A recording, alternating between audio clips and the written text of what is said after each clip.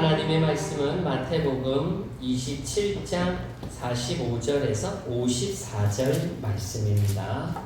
마태복음 27장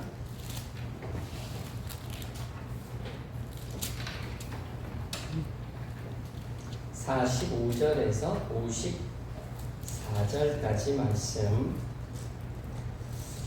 자, 광고를 보겠습니다. 1번 광고는 같이 하겠습니다. 시작. 하나님을 위해 위대한 일들을 시도하라. 하나님으로부터 놀라운 것들을 기대하라. 아멘. 예, 내일부터 교회가 허락해 주신 저희 안식 주간을 이제 보내려고 합니다. 주님 주시는 안식과 또 재충전의 시간이 될 수 있도록 기도 부탁드리고요. 주일 예배는 제가 변함없이 계속 인도하는 걸로 이어지게 될 것입니다. 그리고 8월 마지막 주에 살롬 찬양제 우리 가족들 또 이웃들 친구들 같이 모시고 오셔서 같이 찬양으로 은혜 받고 또 힘을 얻는 하나님의 귀한 사랑을 나눌 수 있는 시간이 되었으면 좋겠습니다.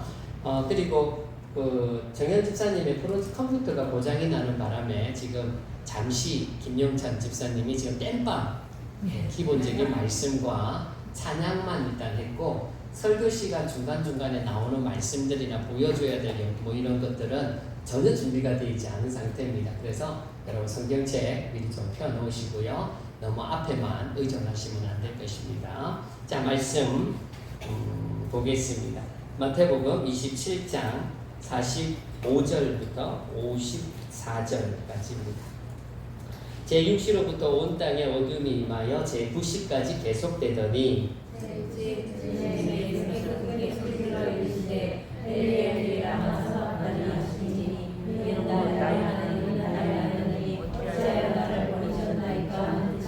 거기 섰던 자 중 어떤 이들이 듣고 이르되 이 사람이 엘리야를 부른다 하고 그 중에 한 사람이 곧 달려가서 해면을 가져다가 심부름전에 지으려 할때 되어 마시게 하거늘 그 남은 사람들이 이르되 가만히 두라 엘리야가 와서 그를 구원하나 보자 하더라. 예수께서 다시 크게 소리 지르시고 영원히 떠나시니라. 이에 성소비장이 위로부터 아래까지 찢어져 둘이 되고 땅이 진동하며 바위가 터지고 무덤들이 열리며 찾아서 문을 열리니 마귀가 이르되 예수의 부활 후에 그들이 무덤에서 나와서 거룩한 성에 들어가 많은 사람에게 보이니라. 백부장과 함께 예수를 지키던 자들이 지진과 그 일어난 일들을 보고 심히 두려워하여 이르되 이는 진실로 하나님의 아들이었다 하더라. 아멘. 자, 가슴에 손을 얹고요. 하나님 이 시간 저에게 은혜를 베풀어 주소서. 시작. 하나님 이 시간 저에게 은혜를 베풀어 주소서. 아멘. 우리 앞뒤 좌우로 잘 오셨습니다. 반갑습니다. 할렐루야. 반갑습니다. 일본 도쿄에서 올림픽이 열릴 때 이제 있었던 일이라고 하는데요. 당시 도쿄는 이제 올림픽 준비를 위해서 이제 스타디움 경기장을 이제 이제 짓게 되었는데 이제 그렇게 하다 보니까 이제 경기장 주변에 있는 집들을 이제 허물면서 이제 재정비 이제 해야만 했었습니다. 근데 그렇게 허문 집들 가운데 지은 지 불과 3년밖에 되지 않은 새 집도 있었는데 허무는 과정에서 인부들이 이상한 광경을 목격하게 된 겁니다. 벽층 속에 꼬리에 못이 박혀있는 움직이지 못하는 그러나 살아있는 도마뱀을 발견한 겁니다. 보니까 3년 전에 이 집을 지을 때 이제 못을 박는 과정에서 이 도마뱀 꼬리에 못이 박힌 겁니다. 그래서 그 자리에 같이 이제 꼼짝도 못하고 박혀있는 상태인데 놀라운 사실은 3년이 지난 거거든요. 움직이지를 못해요. 그런데도 어떻게 지금까지 살아있을 수 있느냐. 그래도 생생하게 건강하게 살아있더라는 겁니다. 그러니까 호기심이 생긴 거죠. 인부들이 작업을 잠시 중단하고 이제 몰래 그 도마뱀을 지켜보고 있었던 겁니다. 그랬더니 조금 시간이 지나니까 다른 도마뱀이 나와서요. 그 움직이지 못하는 도마뱀에게 먹이를 물어다 주는 거예요. 그러니까 지난 3년 동안 그 어두운 지붕 그 틈 밑에서 이 두 도마뱀이에요. 서로를 향한 그 애틋한 마음 나누고 함께 고통을 나누는 그 모습을 생각해 보니까 참 감동이 오더라고요. 한낱 미물도 저렇게 사랑하고 서로의 아픔을 품으면서 서로를 위해서 헌신하는데 만물의 영장이라는 우리는 갈수록 자기만 아는 이기적인 모습으로 살지는 않는가. 성경에 종말이 이를수록 사랑이 식어진다라고 말씀하는데 요즘 시대가 그런 시대가 아닌가. 그럼에도 불구하고 우리를 향한 하나님의 사랑은 언제나 변함없고 또한 간절하며 뜨겁다는 사실을 믿으시기 바랍니다. 아멘. 우리를 위해 십자가에서 죽으신 예수님의 생각을 해보면 하나님의 사랑, 뭐 말로 표현할 수 없는 사랑 아닙니까? 자, 그런데다가 오늘 우리가 읽었던 본문 46절이에요. 제 9시쯤에 예수께서 크게 소리질러 이르시되 엘리 엘리 라마 사박다니 하시니 이는 곧 나의 하나님 어찌하여 나를 버리셨나이까 하는 뜻이라. 버림받으시기까지 예수님은 우리를 사랑하셨습니다. 예수님은 여러분을 사랑하셨습니다. 아멘. 안타까운 사실은요, 이 사랑이 식어져가는 세상을 따라서 주님 향한 우리의 사랑도 그렇게 식어져가고 무감각해져 가고 있지는 않은지 모르겠습니다. 예수님의 십자가를 바라보면서 예수님의 그 십자가 사랑을 우리가 들으면서 설교를 들으면서도 여러분 그 사랑을 듣고 그 십자가 사건을 생각하면 우리의 인격이, 우리의 양심이, 우리의 삶이 어찌 가만히 있을 수 있겠습니까? 그런데 마귀는 어떻게 말하는지 아십니까? 십자가를 바라보라, 십자가를 이야기해라. 그러나 눈물 없이, 감동 없이 이야기해라. 오늘 우리의 모습이 그러지 않습니까? 여러분 십자가를 바라보시면서 어떤 마음이 드십니까?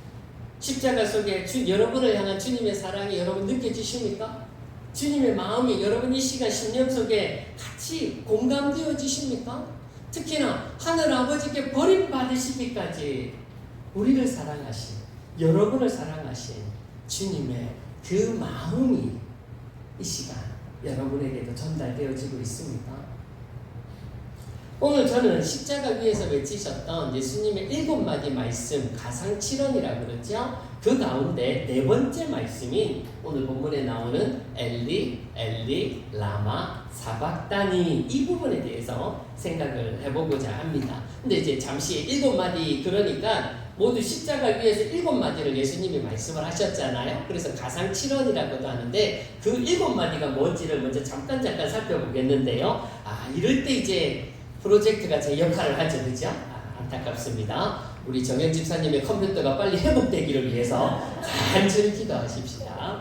자, 일단 첫 번째가 뭐였냐니까 누가복음 23장 34절의 말씀이었습니다. 이 말씀이에요. 아버지, 저들을 사하여 주옵소서. 자기들이 하는 것을 알지 못함이니이다.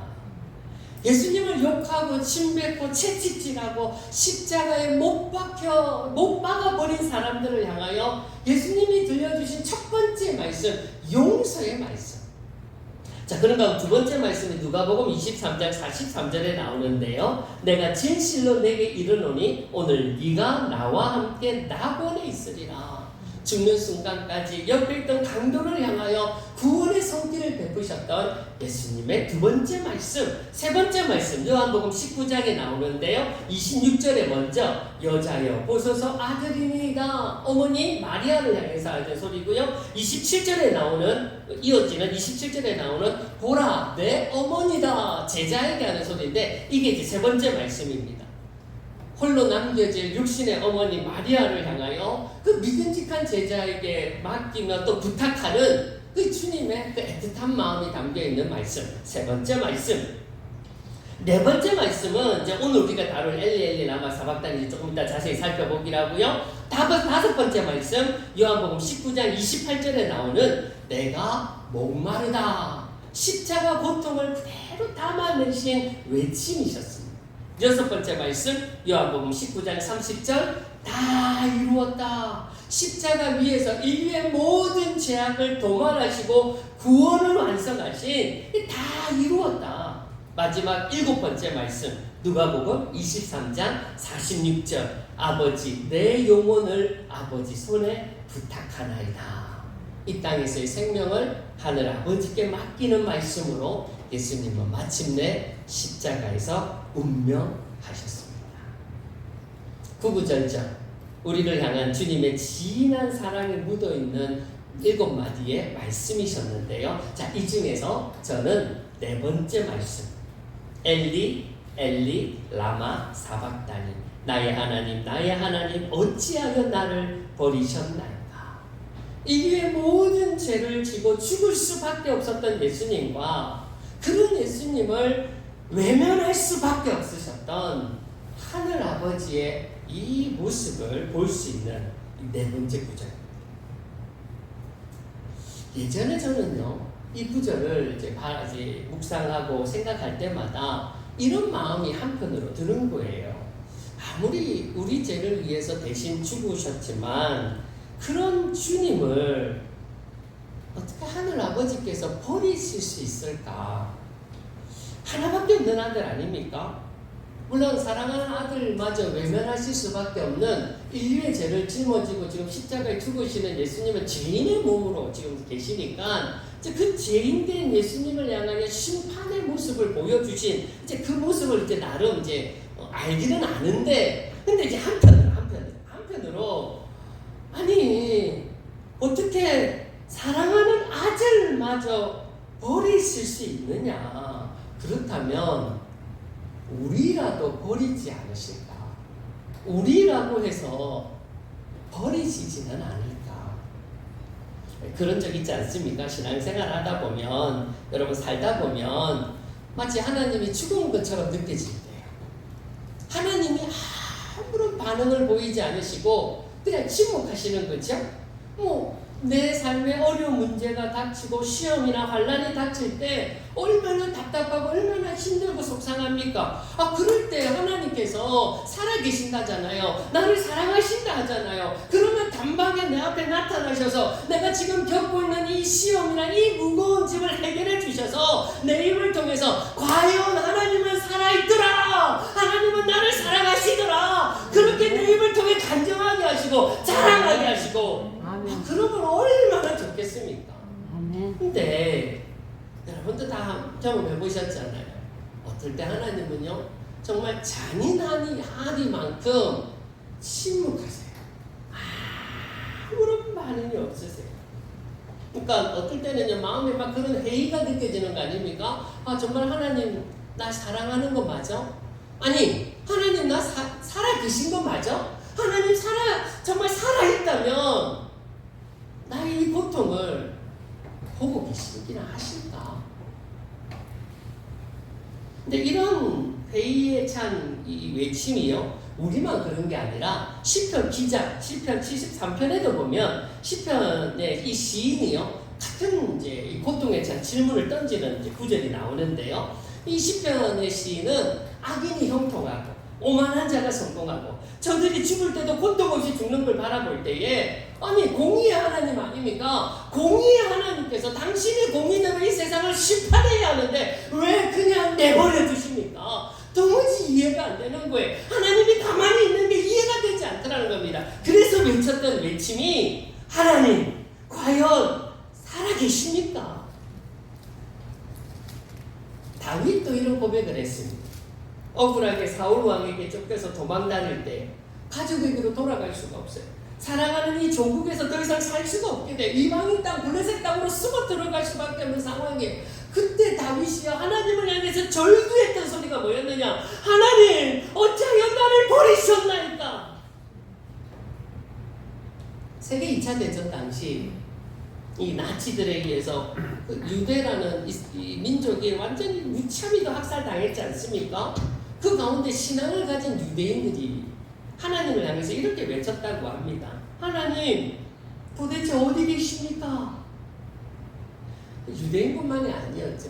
우리 일본에게 박해를 받았던 우리 민족의 경우도 마찬가지였습니다. 당시 신앙생활하던 얼마나 많은 사람들이 일본의 압제 앞에서요, 하나님 살아계십니까?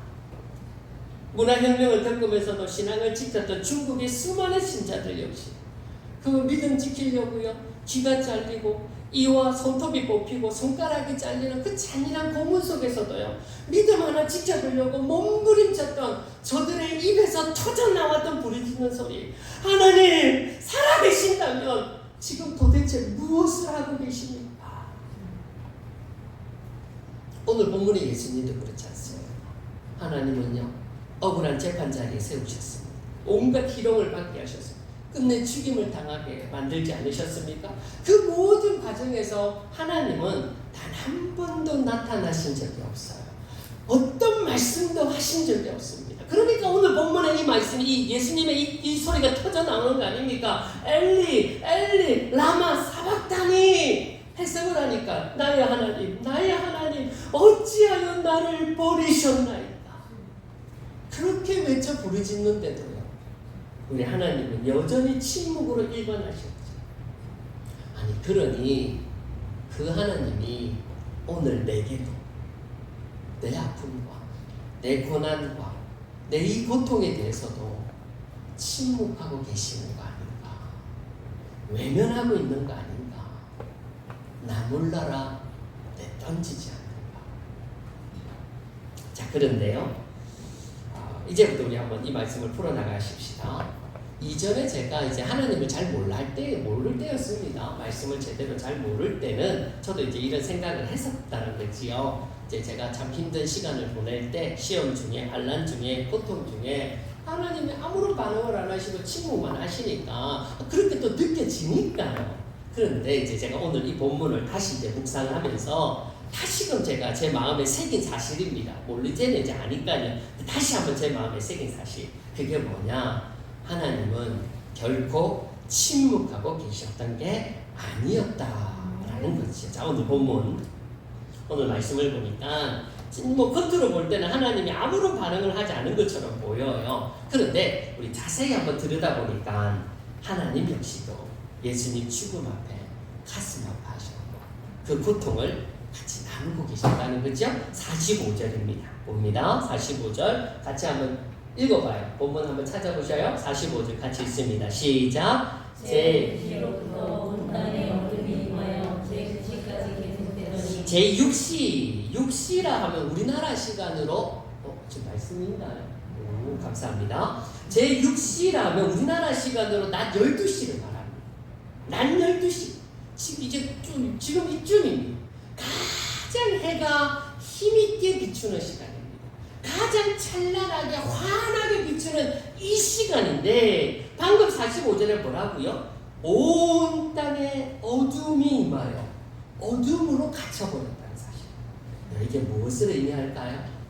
하나님의 마음을 보여줘요. 우리도 어떤 일을 당할 때 그런 표현 쓰지 않습니까? 눈앞이 캄캄하다. 지금 하나님의 심정이 사랑하는 아들 예수님의 죽음 앞에서 눈앞이 캄캄해지는 거예요. 죽어가는 아들을 참아 볼 수가 없어서 아픈 가슴을 부여잡고 그 어두움 속에서 하나님은 당신의 아픔을 토로하고 있었던 겁니다. 자, 그런가 하면 두 번째 예수님의 침묵하지 않은 증거가 51절 52절에 나오는데요. 같이 한번 읽어볼게요. 시작. 이에 성소기장이 위로부터 아래까지 찢어져 둘이 되고 땅이 진동하며 바위가 터지고 무덤들이 열리며 자던 성도들의 몸이 많이 일어나되, 아니 느닷없이 성소에 있는 휘장이 찢어지는 거예요. 위에서부터 쫙 두 갈래로 갈라지는데 이 휘장이라는 것이 커튼입니다. 이 커튼이라는 것이 그렇게 쉽게 찢어지지 않아요. 두께만 어른손 한 뼘입니다. 이렇게 두꺼운 휘장이에요. 그러니까 이게 지금 순식간에 쫙 찢어진다는, 이건 사람이 할 수 있는 일이 아니라는 거예요. 그런가 하면 무덤이 열리고 작은 성도들이 많이 일어나 땅이 진동하고 바위가 터졌다. 이것 또한 사람이 할 수 있는 일 아니에요. 하나님만이 하실 수 있는 일이죠. 뭘 보여주는 겁니까? 지금 십자가에 달리신 예수님을 바라보시면서 굳이 말씀은 안 하셨지만 그 하늘 아버지의 뼈아픈 진통이 지금 느껴지고 겪고 있는 걸 느껴지는 거 아닙니까? 너무도 기가 막힌 이 상황 속에서 천지가 진동하는 현상을 보여주는 하나님은 침묵하지 않으신 거예요. 결코 외면하지 않으셨던 거예요. 우리가 이 땅에서 살다 보면요, 편하게만 살 수 없습니다. 이건 성경에도 여러 말씀을 하고 있어요. 왜? 우리가 진리 안에 살기 때문에 그렇습니다. 우리가 빛 가운데 살아가기 때문에 환난을 당할 수밖에 없습니다. 예수님의 말씀 중에 세상에서는 너희가 환난을 당하나 담대하라, 내가 세상을 이겨노라. 세상에서는 너희가 환난을 당한다. 우리가 예수를 믿기 때문에 이 환난은 어쩔 수 없는 것. 사도 바울도 고린도후서에서 이렇게 말했습니다. 우리가 사방으로 우겨쌈을 당하고 답답한 일을 당하고 핍박을 받고 거꾸로 뜨림을 당하고 그럴 수 있다는 말 아닙니까? 그런 일을 당할 수 있는 거예요. 그런데요, 그럼에도 불구하고 우리가 잊지 말아야 할 사실, 놓지 말아야 할 사실, 어떤 순간에서도 하나님은 우리를 향하여 결코 침묵하지 않으신다는 것입니다. 어떤 여집사님이 계셨는데요, 어릴 때부터 예수님을 믿었던 아주 믿음 좋은 집사님이셨습니다. 근데 이제 친구 소개로 남자를 소개받았는데 예수를 안 믿는 남자예요. 주위에 참 많이 반대가 있었습니다. 뭐 여러 가지 이유도 있었지만 또 신앙적인 문제도 같이 막 부딪혀가지고 많이 이제 있었지만 그래도 이제 끝내 결국 이제 결혼을 하게 된 거죠. 그리고 남편도 이제 결혼한 이후에는 같이 이제 예수 믿겠다며 나도 교회 나가겠다 좀 찰떡같이 약속도 했고요. 근데 이 결혼하고 나서 한 달 딱 교회 나가고는 더는 교회를 이제 나가질 않는 거죠.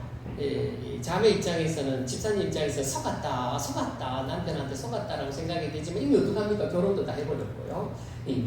그러면서 이제 아이 둘 낳아서 기르기까지 참 이제 힘들고 외로운 이제 신앙생활, 믿음생활을 이어가야만 했는데요. 근데 어느 순간부터 이제 남편이 하던 일이 잘 안 됐던가 봐요. 그러니까 이 남편이 이제 술을 마시고 들어오면 그 모든 자기가 안 되는 일, 사업이 안 되는 일, 뭐가 하다가 문제가 생기는 일을 다 예수 믿는 아내 탓으로 다 돌리는 거예요. 그러면서 행패를 부리는 겁니다.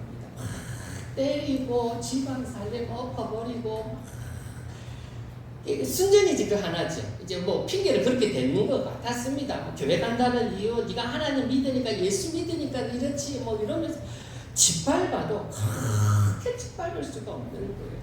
그러니까 믿음 있는 이 자매는 이 집사님은 하나님 앞에서 얼마나 눈물로 기도하는지 몰라요. 하나님 도와달라고요. 하나님 도와달라고요. 남편 좀 다스려달라고요. 하나님 이 환경 좀 변화시켜달라고요. 아무리 기도하고 기도를 했는데도 어떤 답도 없는 거예요. 아무런 반응이 없는 거예요. 하나님 아무런 침묵, 말 그대로 침묵.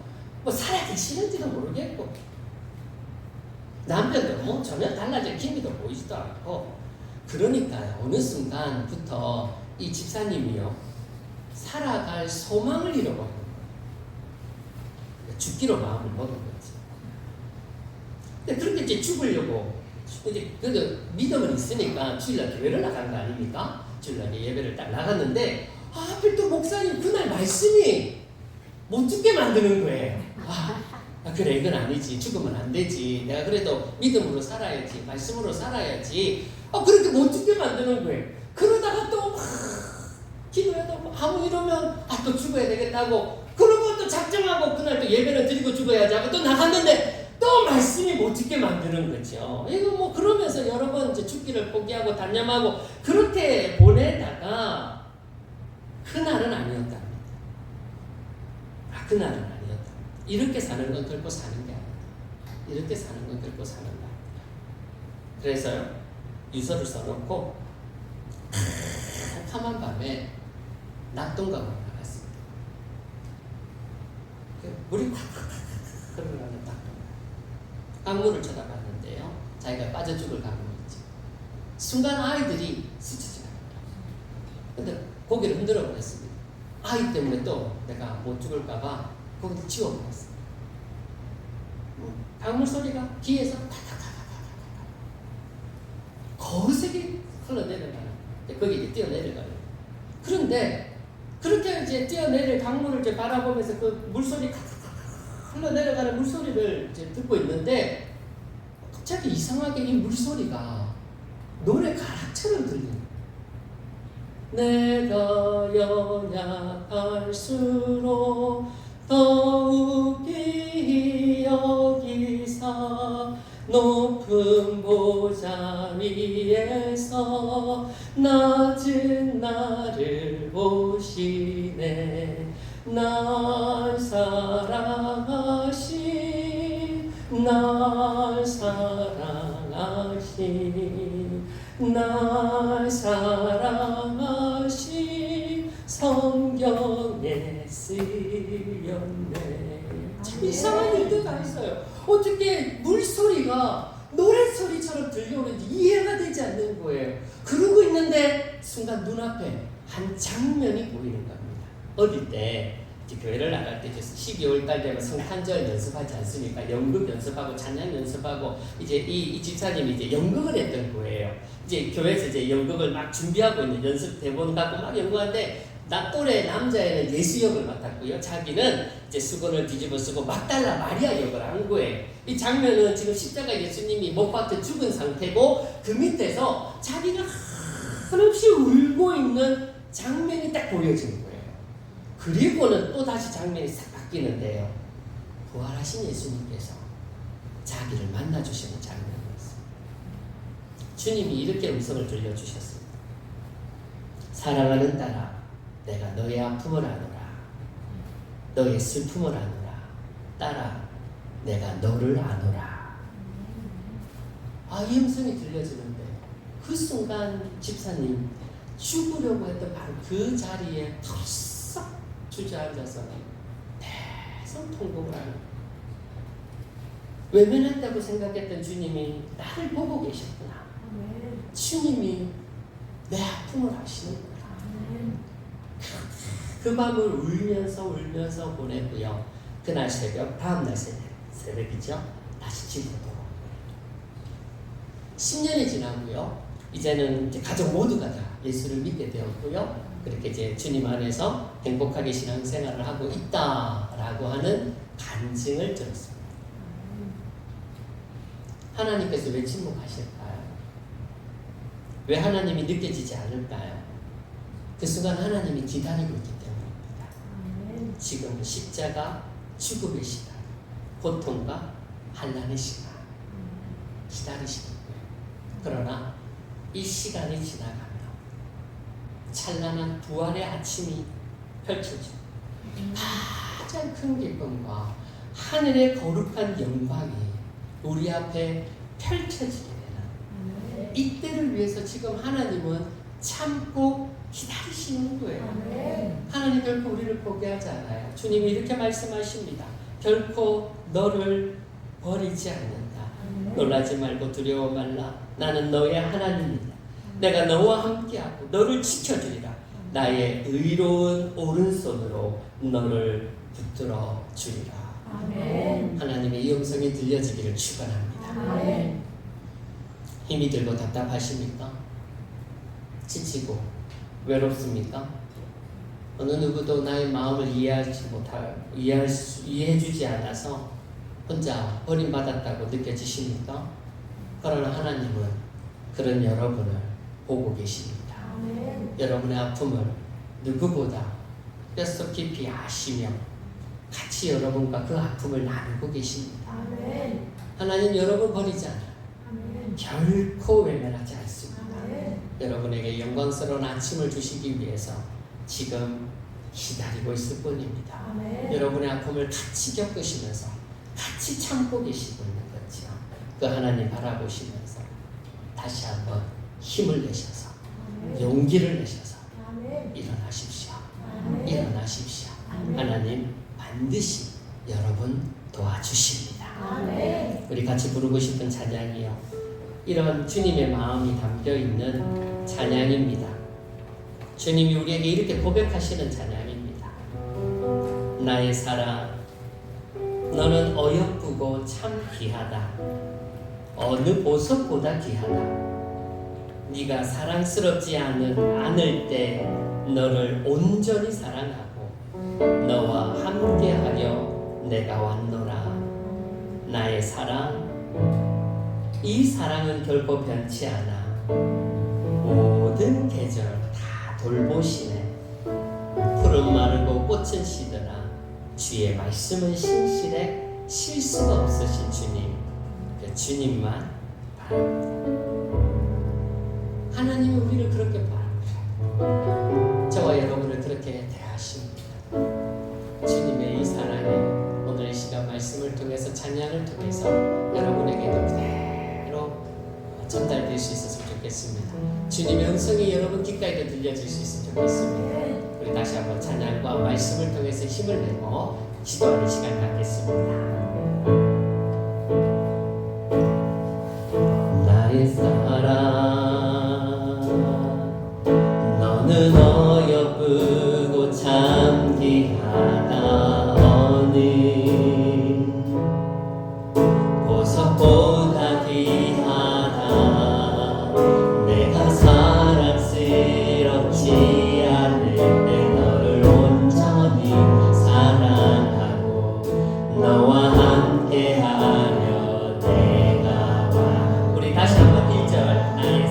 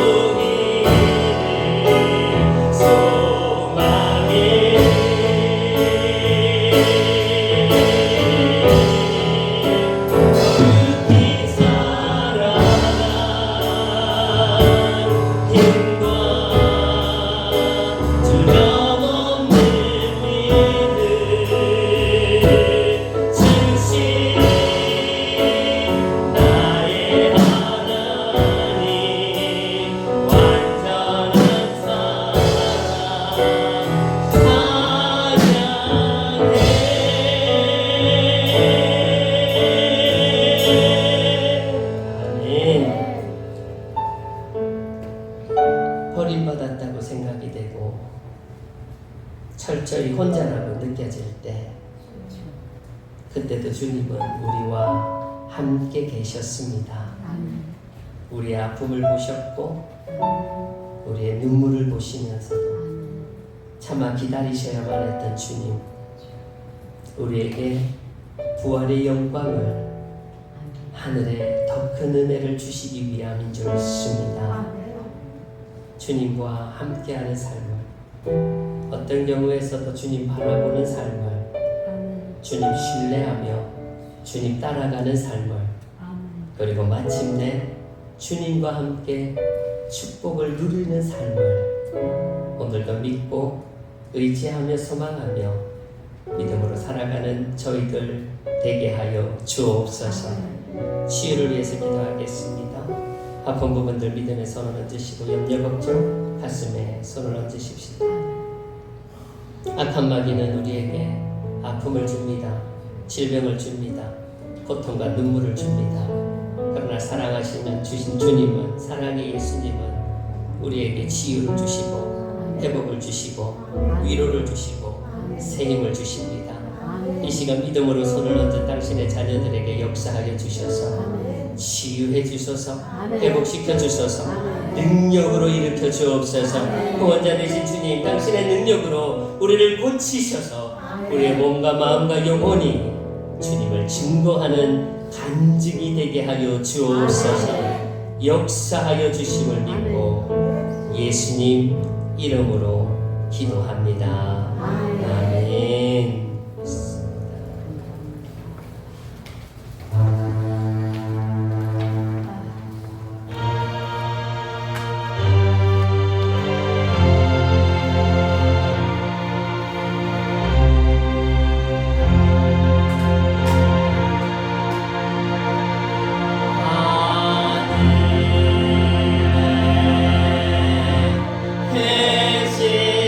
대신하고